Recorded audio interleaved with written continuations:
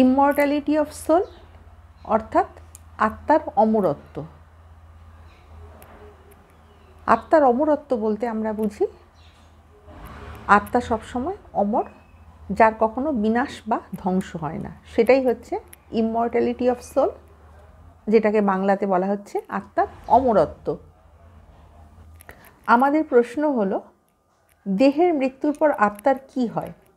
দেহ ভস্মীভূত হলে কি আত্মাও বিনষ্ট হয়ে যায়? অথবা দেহের মৃত্যু হলে আত্মার বিনাশ হয় না? তবে আত্মা কি অমর?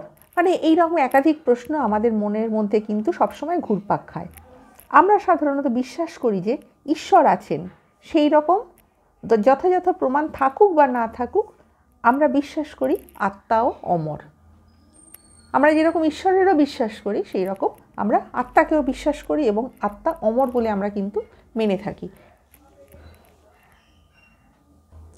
আজকে শুধু আত্মার অমরত্ব নিয়ে আলোচনা করব, অন্য একটা সময় কিন্তু পক্ষে বিপক্ষে আলোচনা করব। প্রথমে আগে আমাদের ভালোভাবে জানা দরকার আত্মার অমরত্বটা কী। আত্মা অমরত্ব বলতে কি বুঝি আমরা? অনেকে বলেন যে দেহের মৃত্যুর পর আত্মার মৃত্যু হয় না বটে, তবে তার কোনো স্বতন্ত্র সত্তা থাকে না,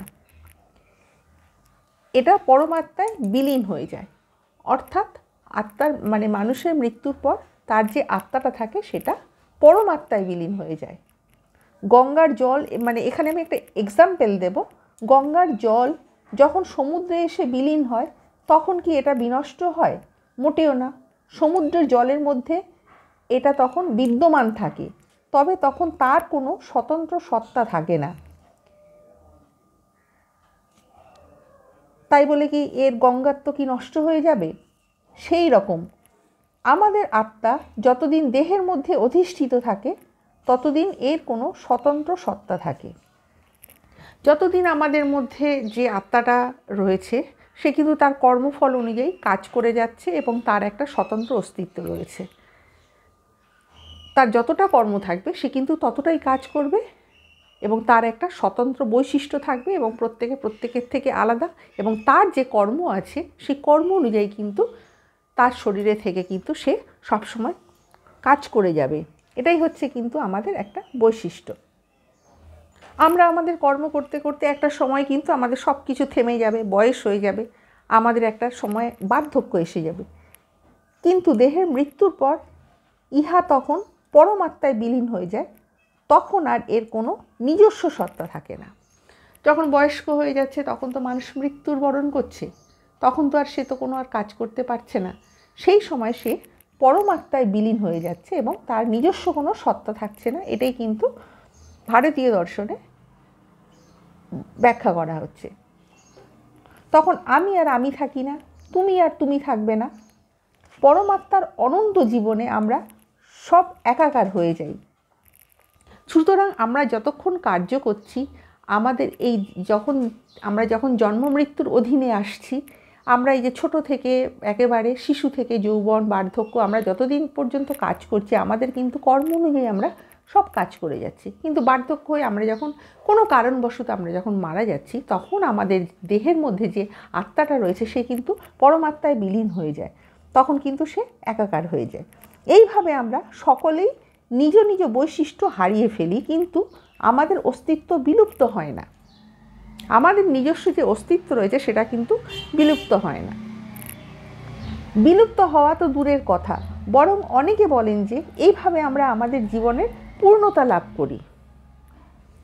যে যার কর্ম অনুযায়ী কিন্তু সে কর্ম করছে এবং তার যে স্বতন্ত্র সত্তা রয়েছে সেই স্বতন্ত্র সত্তার বলে কিন্তু সে কর্ম করে যাচ্ছে। সুতরাং এইভাবে আমরা জীবনে পূর্ণতা লাভ করছি। আমরা আমাদের ক্ষুদ্র জীবন বর্জন করে অনন্ত জীবন প্রাপ্ত হই। যতদিন পর্যন্ত আমরা এই জগতে বেঁচে থাকলাম ততদিন পর্যন্ত আমাদের কর্ম করে গেলাম এবং এবারে আমাদের কর্ম শেষ হয়ে গেল, কিন্তু আমরা অনন্ত জীবন প্রাপ্ত হয়ে যাচ্ছি। কূপমণ্ডূকতা পরিহার করে অমরত্ব লাভ করি। সব কিছু পরিপূর্ণ হয়ে গেলে এখানে বলা হচ্ছে যে আমরা যে কূপমণ্ডূকতা মানে আমাদের যে সংকীর্ণ গণ্ডি, সেই সংকীর্ণ গণ্ডি ছেড়ে আমরা কিন্তু বিশাল একটা গণ্ডির মধ্যে, আমরা কিন্তু বিশালতার মধ্যে কিন্তু আমরা অমরত্ব লাভ করি। তবে আমরা একে ইমপার্সোনাল ইমমর্টালিটি বলতে পারি। তাহলে ইম্পার্সোনাল ইমর্টালিটি বলতে কি বোঝা গেল নিশ্চয়ই? আমাদের কর্ম অনুযায়ী কর্ম করছি এবং আমাদের যেই কর্ম শেষ হয়ে যাচ্ছে আমাদের সেই আত্মা পরমাত্মায় বিলীন হয়ে যাচ্ছে এবং প্রত্যেকের থেকে স্বতন্ত্র। এটাই হচ্ছে ইম্পার্সোনাল ইমর্টালিটি, এটাকে কিন্তু আমরা বলতে পারছি। বলা বাহুল্য, এই প্রকার অমরতার কথা ভেবে আমাদের মন কিন্তু তৃপ্ত হয় না।